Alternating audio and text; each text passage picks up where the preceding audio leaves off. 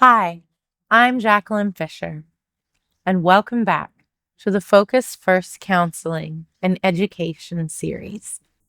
I help people turn pain into purpose, and this series is designed to offer practical, compassionate tools for mental and emotional well-being. This program is made possible through Focus First Counseling and Education, Inc., a 501c3 nonprofit located here in Blythe, California, and with the support from the RAP Foundation. Together, we're building conversations that reduce stigma, restore balance, and help people feel more at home in themselves. In the last lesson, we explored nourishment, how food, ritual, culture, and connection shape mental health. Today, we're shifting inward. We're going to talk about meditation, brainwave states, and learning how to work with your brain's natural rhythms that can support calm, clarity, and healing. Meditation, it's not about clearing your mind. It's not about doing it right. And it's not about forcing calm. Meditation is about learning how to relate to your inner experience with awareness and care. Because your brain is always active, the question is not whether it's firing, it's how it's firing. Your brain communicates through electrical rhythms called brain waves. These waves shift all day long, depending on what you're doing, what you're feeling, and how safe your nervous system feels. Understanding brain waves helps us understand something important. Your internal state is not random, and it's not permanent. It's rhythmic, and it's trainable. Before we go any further, let's settle in together. Breathe in through your nose. Drop your shoulders. Unclench your jaw. And exhale slowly. Again, inhale through the nose. Drop your shoulders. Unclench your jaw. And exhale all the way out. Let your body know it doesn't need to rush right now. So let's talk about what brainwaves actually are. Brainwaves are patterns of electrical activity created by groups of neurons communicating together. They're measured in cycles per second, also called a hertz. Different brainwave states support different experiences. None of them are good or bad. They're simply states. And the goal of meditation is not to stay in one state. The goal is flexibility, the ability to move between states with more ease. Let's start with the state many of us live in most of the day: beta waves. Beta is the state of doing, problem solving, planning, thinking, and responding to the world. A healthy amount of beta helps you function, but too much beta, especially under stress, can feel like anxiety, racing thoughts, irritability, and mental exhaustion.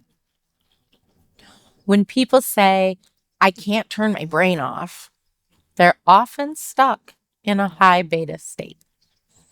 Meditation helps the brain step out of constant beta. Let's talk about alpha waves. Alpha is a calmer, more spacious state. You might experience alpha when you're daydreaming, taking a slow walk, or just beginning to relax. Alpha is associated with creativity, learning, and emotional balance. Many forms of meditation gently guide the brain from beta into alpha. And then there's theta.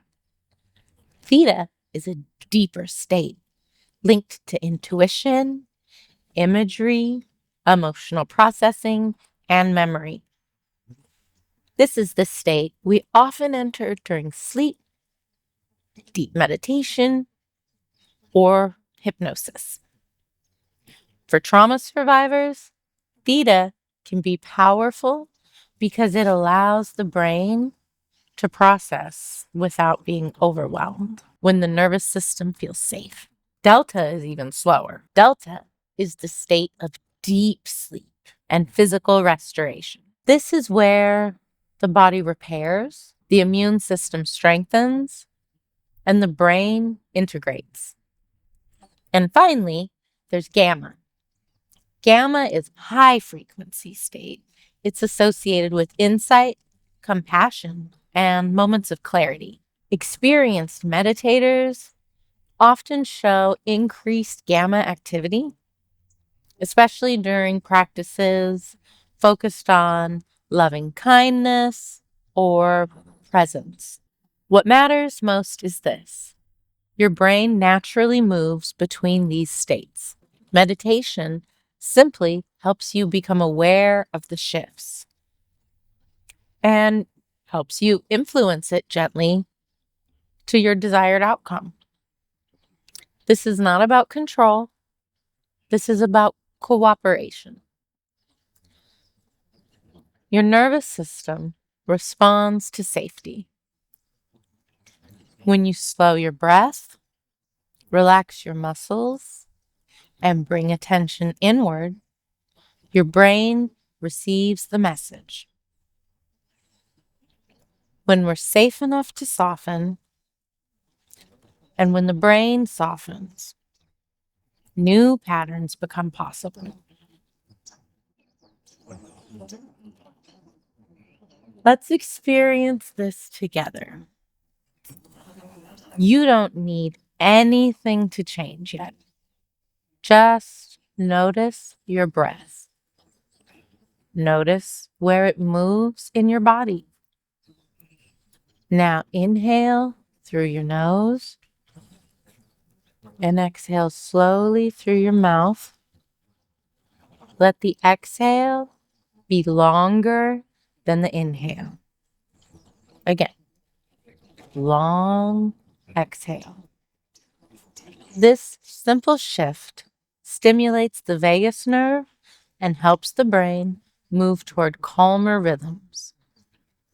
Now, bring your attention to the space behind your eyes.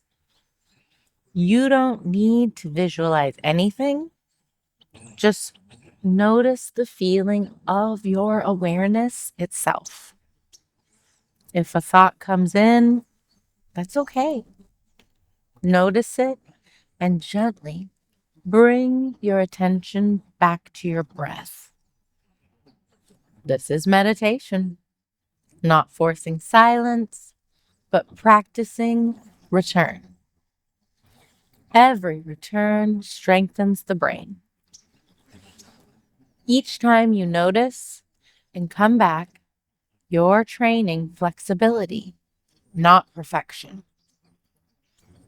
Neuroscience shows us that regular meditation can reduce activity in the amygdala, the brain's threat center, and it can strengthen the prefrontal cortex that supports regulation of mood, empathy, and decision-making ability.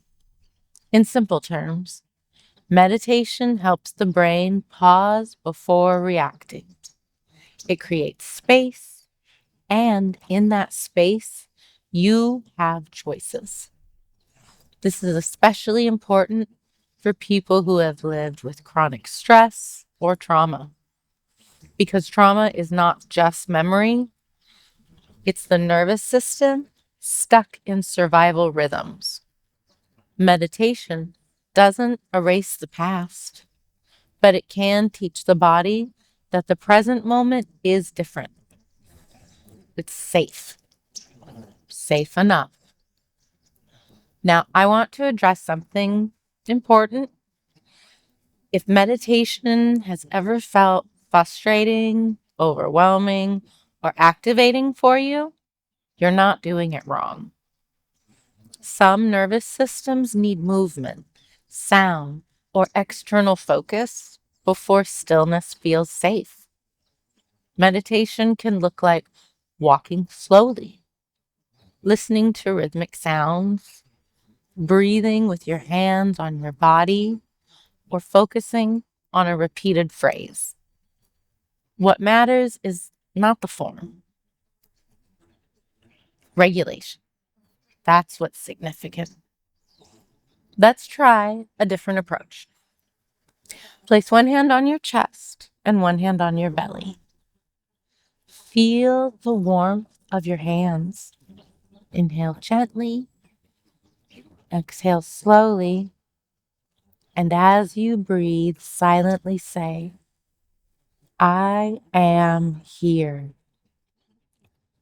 On the inhale, I am safe enough. On the exhale, again. This kind of practice engages both the brain and the body. It helps shift brain waves by pairing attention with safety. Over time, these practices change baseline patterns. People often notice better sleep, less reactivity, improved focus, and more emotional resilience. Not because life gets easier, but because the brain gets more flexible. Meditation also strengthens what we call interoception, your ability to sense internal stress. This helps you notice early signals of stress, hunger, fatigue, or overwhelm before they reach crisis levels. In that way, meditation is preventative care. It's maintenance, just like stretching a muscle or nourishing the gut. You don't meditate because something is wrong. You meditate because you're human. I'd like to talk briefly about consistency.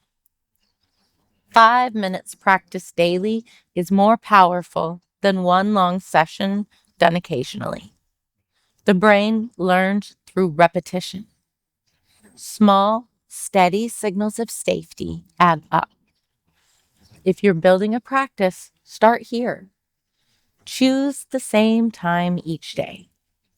Link it to something you're already doing.